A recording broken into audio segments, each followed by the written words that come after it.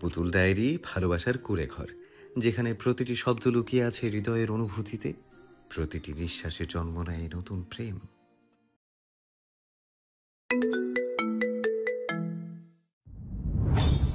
ডিসেম্বরে তুষারপাতে শেষ রঙা চাদর মুড়িয়ে দিয়ে অসহনীয় হিম শীতল ঠান্ডা যুবতুবু হয়ে কাঁপছে প্রকৃতি।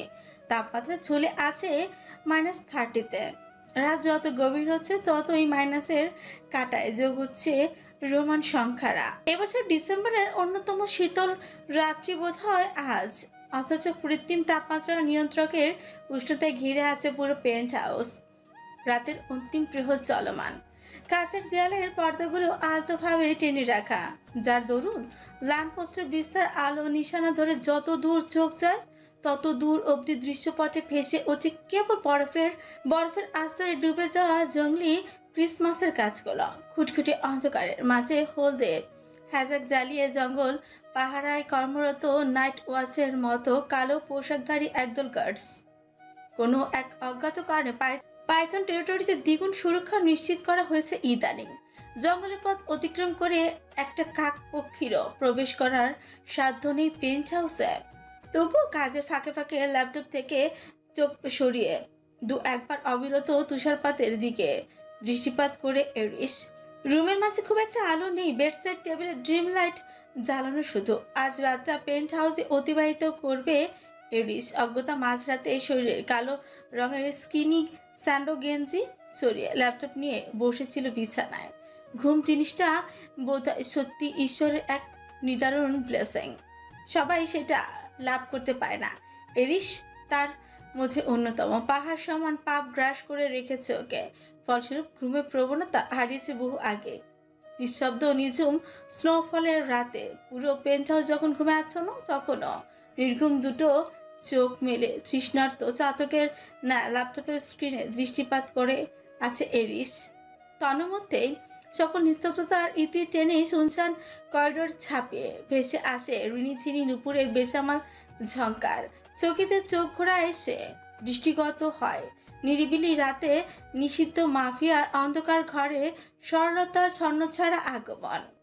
মেয়েটাকে এলোমেলো লাগছে, যুবতবু সর্বাঙ্গ জুড়ে মিশে আছে অকৃত্রিম মাদকীয়তা। বেঘরে টালমাটাল সে এলিদুরে এই দিকেই আসছে এগিয়ে, গাঢ় নীল চোখ জোড়া ঘোরে আচ্ছন্ন, তবুও গম রাঙা পেলক মুখশ্রী জুড়ে ঠিকরে পড়েছে লাবণ্যতা। সামনের দিকে এক পল নজর বুলিয়ে থমকালো এরিস। মিটার হঠাৎ আগমন নিয়ে ভাবনায় ডুবল কিয়ৎক্ষণ, পরক্ষণেই চিরচারিত কঠিন রূপে ফিরে এসে রাসফেরি কঞ্চে পড়ল। এখানে কি চাই? আজ আর সংশয় দেখা গেল না নীলাম্বরীর দু চোখে। আর না তো সে চোখ নামালো কোণঠায়, উল্টো এরিসের কথা বিন্দু পরিমাণ তোয়াক্কা না করে ছুট্টে এসে এক লাফে উঠে দাঁড়ালো খাটের উপর। ঈশানীর হঠাৎ কাণ্ডে বিভ্রান্তি ছড়িয়ে পড়ে মাফিয়া বসে চোখে মুখে তৎক্ষণাৎ। বিছানা ছেড়ে দাঁড়িয়ে পড়ল এরিস। খাটের উপর দাঁড়িয়ে টলতে থাকা মেয়েটার দিকে তীক্ষ্ণ নজরে তাকিয়ে সন্দেহান গলায় বলল, আর ইউ ড্রাঙ্ক? মন ভালো হওয়ার ঔষধ খেয়েছি শুধু। চোখ বুঝে বেগর টলতে টলতে জবাব দেয় ঈশানী। হোয়াট? অবিশ্বাসের ঝংকার বেরিয়ে আসে এরিসের পুরুষালী কণ্ঠনালী ভেদ করে। ফের অস্পষ্ট আওয়াজে বলে উঠে মেয়েটা। ঠিকই শুনেছেন, ফ্লোরা বলেছে ব্যথা ভোলার ঔষধ ছিল এটা। বাক্যটুকু শেষ করে আকস্মাৎ শরীর ছেড়ে দিয়ে দু হাতে এরিসের গ্রীবা জড়িয়ে ধরে ঈশা। মেয়েটার আকস্মিক কাণ্ডে হকচকিয়ে উঠে এরিস। চট করে জমে বরফ পিণ্ডে রূপান্তরিত হাওয়া মাফিয়া বসের সিংহের মতো রগরগে আত্মাটা প্রচন্ড উত্তেজনায় হৃৎপিণ্ড ফেটে পড়ার উপক্রম। তাও নিয়ন্ত্রণহীন অবচেতন মেয়েটাকে নিজে থেকে সরালো না এরিস।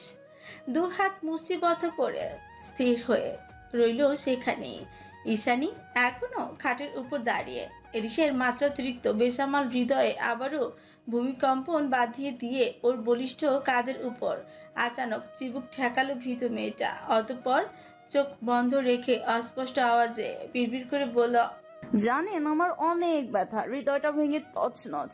ওই মাফিয়া এরিস একটা অত্যাচারী, ও একটা সত্যিকারের জানোয়ার, ঘৃণা করি আমি ওকে। মুহূর্তেই সবটুকু অনুভূতির জোয়ার গ্রাস করে নিল নিদারুণ তিক্ততা। এতক্ষণে থমকে থাকা মস্তিষ্কটা ফিরে গেল তার চিরচারিত পৈশাচিক সত্তায়। চোখের মাঝে নেমে আসা সুপ্ত সাবলীল ভালো লাগার চোখও উবে গিয়ে অখিপুট ছেয়ে গেল শূন্যতায়। চেতনাহীন ঈশানীর মুখ থেকে বের হওয়া প্রত্যেকটা কথা ছিল বিষাক্ত তীরের ফলার মতো যন্ত্রণাদায়ক, যা সোজা গিয়ে বিঁধেছে এরিসের বুকে বাম পাশে। হৃদয়ে এখন রক্তক্ষরণ, তবে মাফিয়া বস সামলাতে জানে নিজেকে। দুনিয়া থেকে আলগোছে লুকাতে পারে তার নিদারুণ কষ্টের পাহাড়। ফলস্বরূপ একই ভঙ্গিমায় স্থির হয়ে দাঁড়িয়ে ফের গম্ভীর গলায় জিজ্ঞেস করলো এরিস।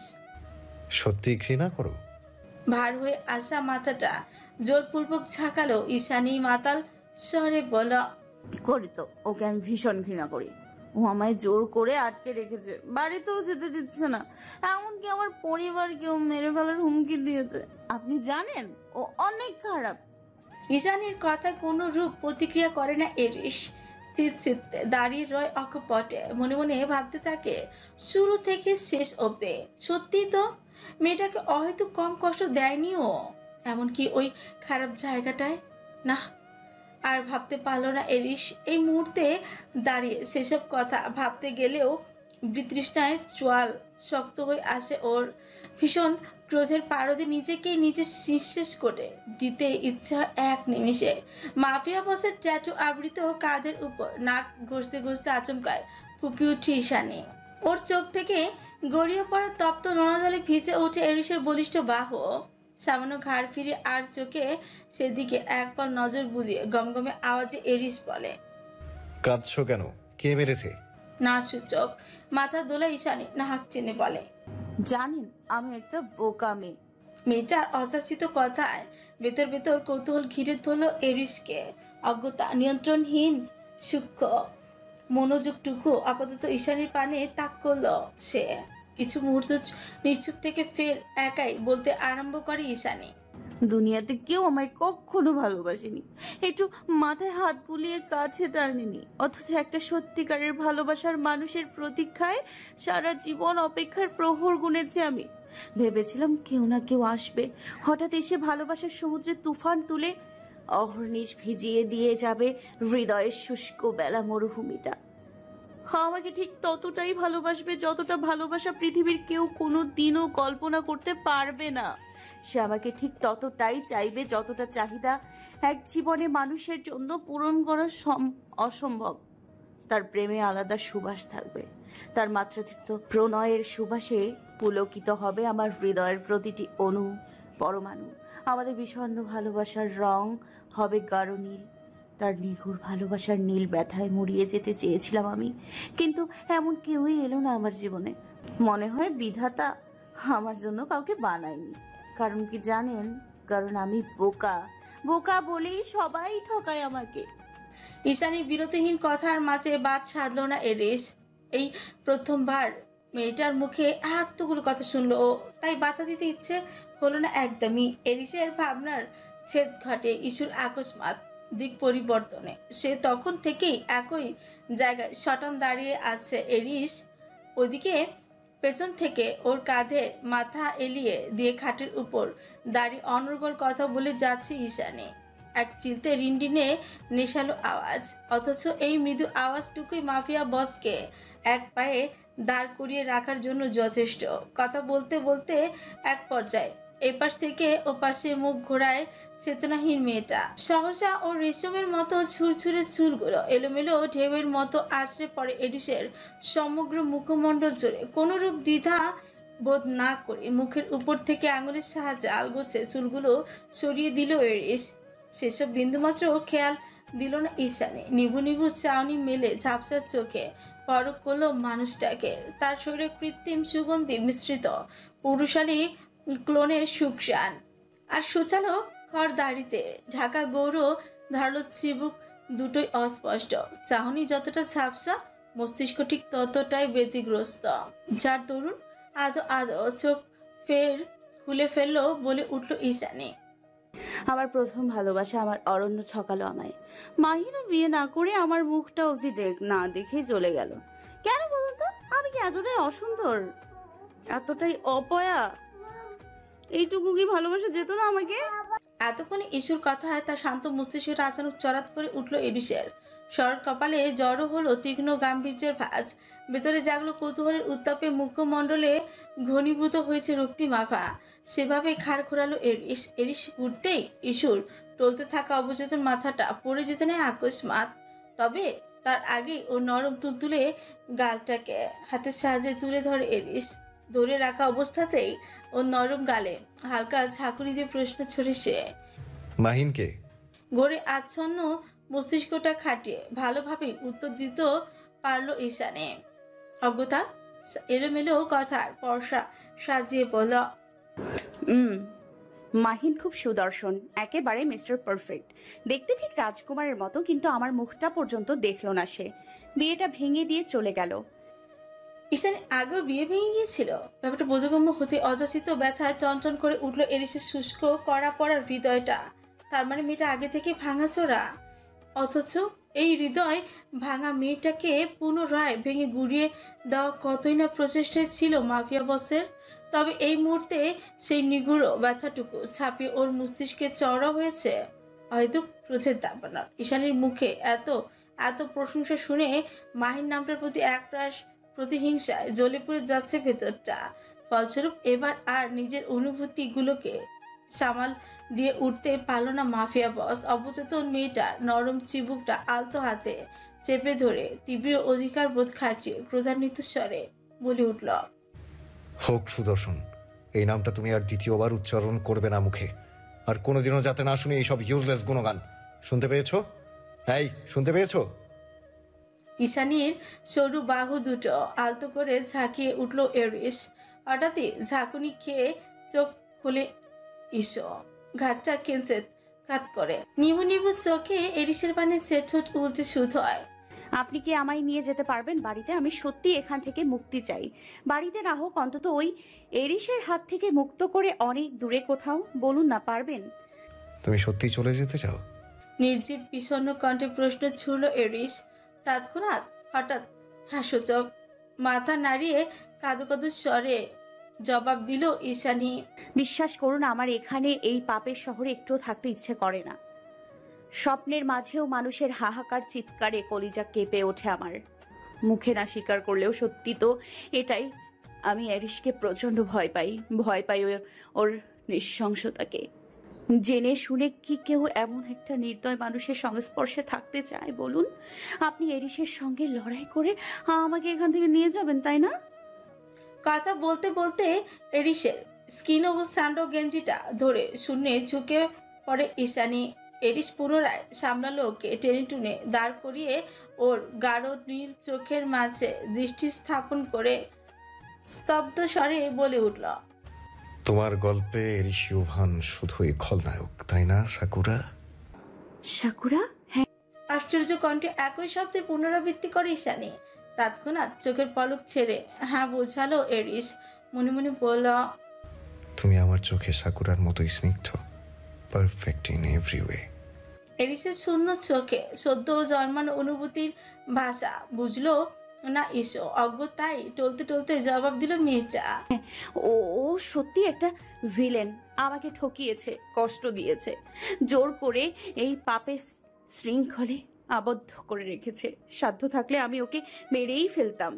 কথা শেষ করতে না করতে আকস্মাৎ মুখ বাড়িয়ে এরিসের গলার মাঝে কামড় বসিয়ে দিল এসো। দিন দুনিয়ার সমস্ত হুঁশ হারিয়ে নেশার ঘোরে বুধ হয়ে এত বড় অঘটন ঘটিয়ে ফেলেছে মেয়েটা। শরীর সর্বশক্তি প্রয়োগ করে শক্তভাবে চেপে ধরেছে দুচোয়াল। ধরেছে তো ধরেছে, ছাড়ার কোনো নামগন্ধ নেই। অথচ রাগী হিংস্র মাফিয়া বসটা আজ নিষ্প্রভ ওর মুখানুভূতি, যার দরুন এত এত অসহনীয় যন্ত্রণার মাঝেও দূরে ঠেলল না ইস্যুকে। দুহাত মুষ্টিবদ্ধ করে চুপচাপ ব্যথা সহ্য করে গেল চোখ খিচে। মেয়েটার প্রকাণ্ড কামড়ের তোপে চামড়া ভেদ করে রক্ত বেরিয়ে আসার উপক্রম। তবু টু শব্দ করলো না এরিস। মনে মনে বোধ করলো ঈশানীর ব্যথায় জর্জরিত হৃদয়টার তুলনায় ওর এইটুকু শারীরিক যন্ত্রণাও ছিল নিতান্তই নাজুক আর স্বল্প। বেশ কিছুক্ষণ, অনেকক্ষণ বাদে ধীরে ধীরে চোয়ালের শক্তি কমে এলো ঈশ্বর। অজ্ঞতা রিলে হয়ে গেল দাঁতের বাঁধন। এক পর্যায়ে পুরোপুরি ওর গলা ছেড়ে দিতেই আস্তে করে মাথাটা ঝরে পড়লো এরিসের ঢেউ খেলানো বুকের মাঝে। লম্বাটে পুরুষের গ্রীবা থেকে চুয়ে চুয়ে পড়ছে তাজা তরতাজা রক্তের স্রোত, অথচ নিজের দগদগে ক্ষতের কথা বেমালুম ভুলে গিয়ে চেতনাহীন পেল অপসরাটাকে চোখ দিয়ে ক্রাশ করে নিচ্ছে মাফিয়া বস। স্ফটিকের মৃদু আলোতে কিয়ৎক্ষণ নিষ্প্রভ চোখে ভীত মেয়েটাকে পরকের ছোট বাঁকালো এরিস, অতঃপর জীবের জগায় গাল ঠেলে হাসকির স্বরে বলে উঠল, হ্যালো প্রিয় শ্রোতা বন্ধুরা, আপনারা শুনছেন পুতুল ডায়েরি প্রেজেন্টস ভালোবাসার সুন্দর সুন্দর গল্প। আমাদের কাজকে আরো সুন্দর করার জন্য আপনাদের উৎসাহ প্রয়োজন। আপনাদের উৎসাহ আমাদের অনুপ্রেরণা। ধন্যবাদ। তোমার ডেস্টিনিতে ভিলেনই লেখা আছে, তাহলে অযথা হিরোর খোঁজ কেন করছো প্রেম আমার? আজ পর সন্ধ্যাবেলায় একরাশ কাপড় ভিজিয়েছে ফ্লোরা।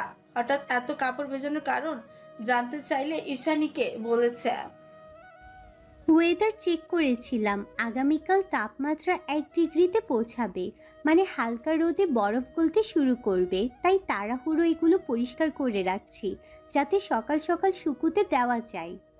ফ্লোরার জবাব শুনে ফুস করে দীর্ঘশ্বাস ছাড়ে ঈশানী।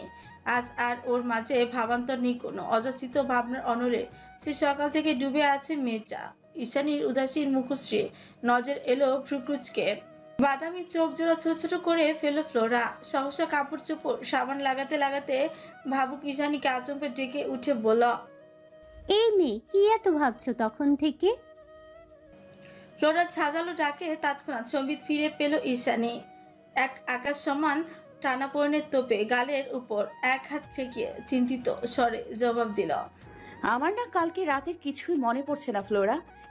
এতে আবার চিন্তার কি আছে? সকালে উঠে তো দেখলাম নিজের বিছানায় ঠিকই পড়ে পড়ে ঘুমাচ্ছ। হাতের কাজ করতে করতে ঠোঁট উল্টে প্রত্যুত্তর করলো ফ্লোরা। না, তেমন কিছুই না, আসলে রুমের কোথাও আমার ওড়নাটা খুঁজে পাচ্ছি না, তাই।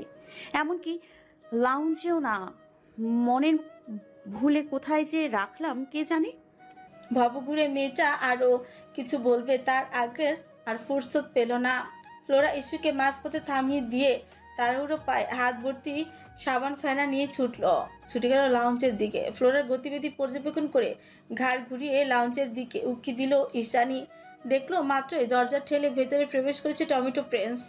ঈশানী জানা মতে এই লোককে দু চোখে দেখতে পারে না ফ্লোরা। তাহলে আজ হঠাৎ এত তাড়া কিসের ওর? লাউঞ্জের ওইদিকে দাঁড়িয়ে ওভার কোটের বরফগুলো ঝেড়ে ঝেড়ে পরিষ্কার করছিল অ্যালেক্স। ঠিক সেই সময় দ্রুত পায়ে ছুটে এলো ফ্লোরা। ফ্লোরাকে দেখা মাত্র হাতের কাজ থমকে যায় লোকটার, অথচ চোখের সামনে স্থির দাঁড়িয়ে আছে মেয়েটা। অগতা বেহায়া চোখ অধিক বিস্ময় তাকিয়ে রইল সোনালি চুলের দুধে আলতা গরনে ফসা মেয়েটার মুখ পানে। টমেটো প্রিন্সের এহেন ধ্যানমগ্ন চাহনিতে কিঞ্চিত বিব্রত ফ্লোরা। তাও জড়সড় হয়ে দাঁড়িয়ে ওকে কুনি জানালো রুশ। মেয়েটা ছান্ডা গলায় বলল, কালকের কর্মকাণ্ডের জন্য আমি ভীষণ লজ্জিত, পারলে ক্ষমা করে দিবেন। মেয়েটার সুশ্রী মুখ থেকে বের হওয়া মুক্তদানার মতন বাক্যগুলো কামনার ঢেউ তুলে দিল টমেটো প্রিন্সের উদ্ভ্রান্ত হৃদয়ে। সে ধীর পায়ে সামনে এগিয়ে আসতে আসতে ইচ্ছ রাগত স্বরে বলল, ক্ষমা করে দেওয়ার প্রশ্নই ওঠে না। তাহলে? উদ্বিগ্ন হয়ে চোখ তুলল ফ্লোরা। অ্যালেক্স আরো খানিকটা এগিয়ে এসে ওর সোনালি চুলে 2 আঙ্গুল বুলিয়ে দিল, বলল, আই রিপিট, তোমাকে ক্ষমা করার প্রশ্নই ওঠে না। লোকটার পেঁচানো কথায় ভরকালো মেয়েটা সহসা চোখ মুখ কালো করে বলল, কেন এভাবে বলছেন? দেখুন, আপনি যদি চান তো আমি নিজের ভুলের জন্য আপনার পায়ে ধরতেও রাজি, তবুও অহেতুক ঝামেলা করবেন না দয়া করে। কপট হাসিতে ঠোঁট প্রসারিত করলো অ্যালেক্স, বলল, বুঝি না রিস্কা সবসময় বেছে বেছে কেন ইনোসেন্ট মেয়েগুলোকেই পেন্ট হাউসে রেখে দেয়। কি বললেন? ফ্লোরার কথার প্রত্যুত্তরে লোকটা চোখ নামিয়ে বলে উঠছে, তোমাকে ক্ষমা করার ইচ্ছে নেই, চাইলে অন্য কিছু। নিজের কথাটা সম্পূর্ণ করতে পারল না অ্যালেক্স। তার আগে পেছন থেকে তীক্ষ্ণ স্বরে গলা ছেড়ে ডেকে উঠছে তুষার। ফ্লোরা? তুষারের হঠাৎ যাকে লাফিয়ে উঠে চকিতে পেছনে ঘুরল ফ্লোরা। লম্বা পা ফেলে এইদিকে এগিয়ে আসছে তুষার। ওর মুখভঙ্গিমা এখনো স্বাভাবিক, তবে রক্তিম ঘটমটে চোখ দুটো দেখে মনে হচ্ছে কিছু একটা ঠিক নেই। ফ্লোরার ভাবনার মাঝে লাউঞ্জে এসে দাঁড়িয়ে পড়ে তুষার। অতঃপর কোনোরূপ কথাবার্তা ছাড়া আচমকা ওর ফেনা মিশ্রিত হাতে খপ করে ধরে হ্যাচকা টান মেরে অ্যালেক্সের থেকে কয়েক হাত দূরে সরিয়ে এনে দাঁড় করালো ফ্লোরাকে। হাতের ব্যথায় মেয়েটা মৃত্যু আর্তনাদ করে উফ করে উঠলে ওর পানে চেয়ে গমগমে আওয়াজে প্রশ্ন ছুড়ে তুষার। এখানে কি? তুষারের ক্ষীণ হয়ে যাওয়া রক্তিম চোখের দিকে তাকে উত্তর দেওয়ার সাহস পেল না ফ্লোরা। শ্মশানতজন হয়ে দাঁড়িয়ে রইল চুপচাপ। ফ্লোরার হাতটা শক্ত করে ধরে রাখা অবস্থাতে অ্যালেক্সের দিকে কঠোর দৃষ্টিপাত করে তুষার। ধারালো কঞ্চে বলে, এখানে ওয়েট করুন 5 মিনিট, আমি ওকে পৌঁছে দিয়ে আসছি। কথা শেষ করে অ্যালেক্সের প্রত্যুত্তর অপেক্ষা না করে ফ্লোরা সমেত কিচেনের দিকে চলে গেল তুষার। ভেতরে গিয়ে মেয়েটাকে স্থির দাঁড় করে তপ্ত স্বরে পড়ল, কালকে তোমায় নিষেধ করিনি, বলিনি ওই গর্ধবটার সামনে যেন না যেতে? তাহলে আজ আবার ঢ্যাংটা করে ওখানে গেলে কেন? শুষ্ক ঢোক একটা গিলে কন্ট্রোলি ভেজালো ফ্লোরা। মুখ কাছামাছি করে জবাব দেওয়ার প্রয়াস চালালো কিয়ত খান। আসলে আমি ভেবেছিলাম কালকে আমার বোকামির জন্য যদি আপনাদের কিছু। বাক্যটুকু সম্পূর্ণ করার আগেই ওকে মাঝপথে ধমকে উঠে তুষার। একটুতি মেয়েটাকে চোখ পাকিয়ে বলল, জাস্ট শাট আপ। টমেটো প্রিন্সকে কী ভাবে তুমি? ওর জন্যই কী বা হবে আমাদের? লিসেন ফ্লোরা, আমি তোমাকে বড় শহর একজন মাফিয়ার সঙ্গে বিয়ে দেব। তুমি হবে মাফিয়া কুইন, কোন এক মাফিয়া কিংয়ের মনের সাম্রাজ্ঞী, তার বিশাল টেরিটরির একমাত্র রানী। আর তুমি কেন ভয় পাচ্ছ সামান্য ড্রাগ ডিলার টমেটো প্রিন্সকে? আশ্চর্য। এতক্ষণ যাবত যা বলেছিল, কিন্তু শেষ বাক্যগুলোতে নাজুক হৃদয়টা এক মুহূর্তেই ভেঙে টুকরো টুকরো হয়ে গেল ফ্লোরার। নিজের অজান্তে ভীষণ যন্ত্রণা নীল হয়ে এলো মেয়েটার আদুরে মুখমণ্ডল। কখন যে জলের জোয়ারে ভরে উঠল দু চোখের শীর্ণকায় কোটর, সে কথা বলা বাহুল্য। তুষার ভেবেছে বাকি বকাবকিটা একটু বেশি হয়ে গেছে বোধহয়, তাই হয়তো বিটা কেঁদেছে। সহজে কোনোরূপ কথা না বাড়িয়ে ফ্লোরাকে একটু একাকী সময় দেওয়ার প্রয়াসে চুপচাপ বিনা বাক্যে প্রস্থান করলো সে। ওদিকে তুষার যেতে না যেতে ছুটে আসে ঈশানী। উদ্বিগ্ন স্বরে বলে উঠছে, তুমি এসব করেছো কাল রাতে? তাহলে ভাবো, আমার তো কিছু মনেও নেই। আমি যেন আরো কি কি ভুল করে বসে আছি। আল্লাহ।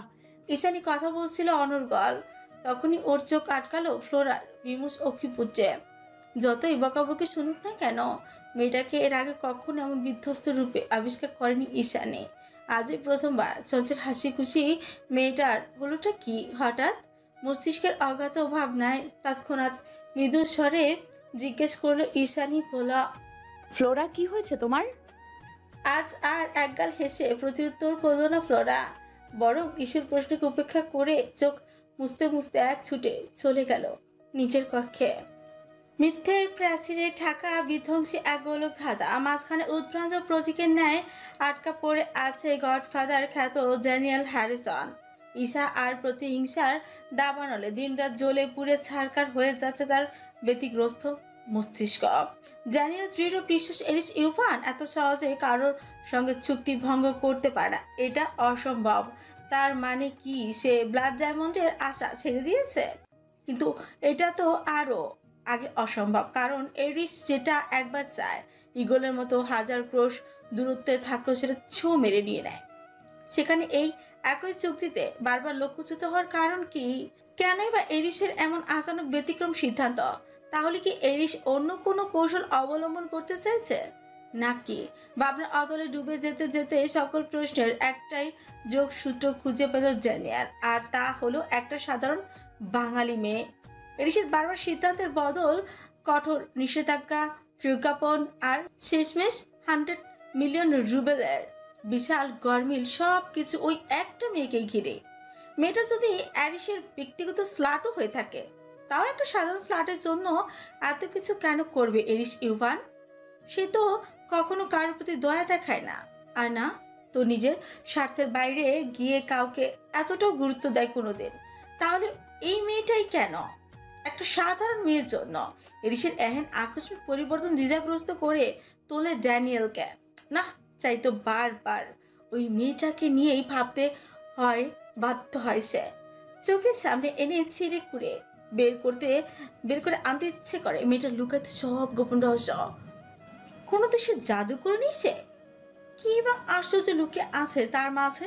কেন মেয়েটার তুলনায় চারিপাশে সবকিছু এত মূল্যহীন?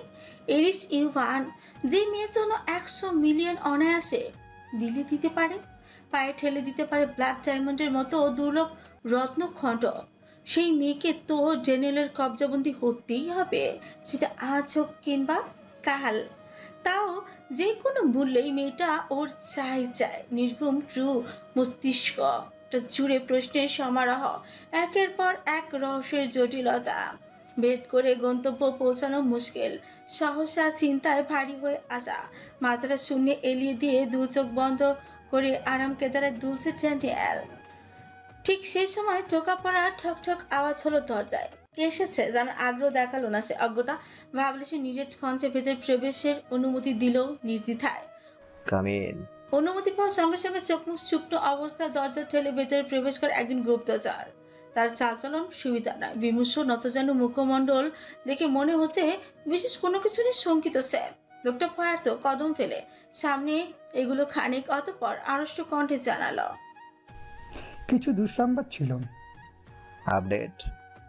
আরাম কেদারায় দুলতে দুলতে পৃষ্ঠ ছড়ে ড্যানিয়েল জড়সড় হয়ে দাঁড়িয়ে শুষ্ক একটা ঠোক গিলে লোকটা বলল, ইনফরমেশন অনুযায়ী আমরা ক্লাব থেকে মেয়েটির পিছু নিয়েছিলাম, কিন্তু দুর্ভাগ্যবশত গাড়িটি এরেস ইউফান নিজে ড্রাইভ করছিল, তার সঙ্গে গতিপথের কৌশল পেরে ওঠা যায়নি।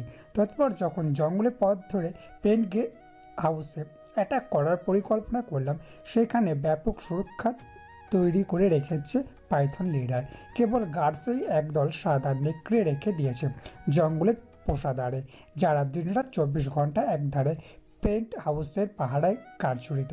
আমাদের লোকেরা পাইথন প্যারাডাইসের গার্ডদের সঙ্গে লড়তে জানলেও ও যথাযথ কৌশল এবং আত্মবিশ্বাসের অভাবে ওই হিংস্র নকলকে অলফগুলোকে ধরাশায়ী করতে অক্ষম হয়েছে। তাদের সামনে মেটালিক অস্ত্রগুলো কোনো কাজই আসেনি। একের পর এক আকস্মিক আক্রমণে পরাস্ত হয়েছে সকলে। ফলস্বরূপ নেকড়েদের কবল থেকে একজন গার্ডসও জীবিত ফিরে আসতে পারেননি। আর তাহলে তুমি এখানে কি করছো? এত বড় একটা গোপনীয় মিশনে দফা রফা হয়ে যাওয়ার পরেও নিশ্চল ভাবলেসীন কঞ্চে প্রশ্ন করল ড্যানিয়েল। লিডারের এহেন প্রশ্ন শুনে আতঙ্কে ধরপড়িয়ে উঠে লোকটা, গলার মাঝে আটকে থাকা সংশয়টুকু আড়াল করে জোর হস্তে কাকুতির স্বরে বলে, মাই লর্ড, একটা সুযোগ দিন, শুধু একটা। এবার আর সূক্ষ্ম খামতিটুকু অবশিষ্ট রাখবো না। আমি নিজে গিয়ে তুলে নিয়ে আসবো ওই মেয়েটাকে। লোকটার কথায় ঠোঁট বাঁকিয়ে হাসল ড্যানিয়েল। আরাম কাতারায় ছেড়ে স্মিত পায়ে এগিয়ে আসতে আসতে বল, কোথাও শুনেছো মাফিয়ারা কাউকে দ্বিতীয়বার সুযোগ দেয়? এ পর্যন্ত যেই দুর্বলতার কাছে বশ্যতা স্বীকার করে সেকেন্ড চান্স দিয়েছে সেই ধ্বংস হয়েছে। ড্রাগন হান্টারকে কি এতটাই বোকা মনে হয় তোমার? ড্যানিয়েলের ধূর্ত কথার গাম্ভীর্য স্পাই লোকটাকে অযাচিত আতঙ্কে কম্পিত করে তোলার জন্য যথেষ্ট ছিল। সে থরথরিয়ে কাঁপছে, বাষ্পীয় জলকণিকার ন্যায় ঘামের তোড়ে ভিজে উঠেছে তার সমস্ত শরীর। সেভাবে ভয়ার্ত ঠোক গেলে হাত জোর করে কিছু একটা বলতে চাইল, ফের ওর মুখ থেকে টু শব্দ বের হয়ে আসার আগে গর্জন করে আদেশ করলো ড্যানিয়েল, ডাউন। কথার ক্ষুদ্রতা আজ করতে পেরে কয়েক সেকেন্ডের মাঝে হাঁটু ভাঁজ করে নতজন হয়ে মেঝেতে বসে পড়ল লোকটা। দ্বিতীয়বার কথা বলার সাহস করে উঠতে পারল না আর। এপাশ ওপাশ খাড়ে ফোটানোর মটমট আওয়াজ ভেসে এলো বিপরীত দিক থেকে। অতঃপর কয়েক সেকেন্ডের মাথায় একটা দ্বিখণ্ডিত ছিন্ন মস্তক চোখের সামনে ছিটকে পড়ল তকতকে সফেদ মেঝেতে। চুপচাপ করে বেরিয়ে আসা তাজা রক্তের স্রোতে বন্যার মতো ভেসে গেল পুরো ঘর। অজ্ঞাত কামরার সামনে পাহারারত গার্ডসগুলোর পা ভিজে উঠেছে অযাচিত তরল পদার্থের স্পর্শে। শুকনো মেঝেতে হঠাৎই পানীয় এর উপস্থিতি টের পেয়ে কৌতূহলবশত মাথা নুইয়ে পায়ের দিকে সূক্ষ্ম দৃষ্টিপাত করে তারা। সঙ্গে সঙ্গে ভেতরের ঘটনা আজ করতে পেরে একই যোগে শিউরে উঠে চোখ মুখ ফ্যাকাশে বন্ধ ধারণ করলো তাদের। দিশাহীন আতঙ্কের আতর্কিত ছাপ সুস্পষ্ট দুজনের মুখমণ্ডল। তবে মুখ খুলে রাগ করার সাহস পেল না কেউ আর। ভারত ঠোক গিলে বিনা বাক্যে চোখাচোখি করলো কেবল স্পাইটার বিভৎস শরীরের দু অংশ ভেঙে চুরে ছড়িয়ে রয়েছে ঘরের দু প্রান্তে। সেদিকে কোনো প্রকার ভ্রুক্ষেপ করে না, না করেই ভেজা টিস্যুর সাহায্যে নিজের রক্তাক্ত মুখমণ্ডল পরিষ্কার করে ব্যস্ত ড্যানিয়েল। পাইথন লিডারের সঙ্গে হেরে যেতে যেতে উদ্ভ্রান্ত সে, চাইলেও ভেতর থেকে ক্রোধ দমানো মুশকিল। ঠিক এমন সময় আঠালো রক্তস্রোত ডিঙিয়ে হন্তদন্ত পায়ে ভেতরে প্রবেশ করলো ড্যানিয়েলের বিশ্বস্ত স্পাই ফ্র্যাঙ্কির ভারী নিঃশ্বাসের শব্দ পেয়ে ঘাড় ঘোরালো ড্যানিয়েল। চোখে মুখে বিশেষ কপটতা ধরে রেখে নির্বিঘ্নে বলল, আপাতত কোনো নেগেটিভ নিউজে আগ্রহ নেই, পরে এসো।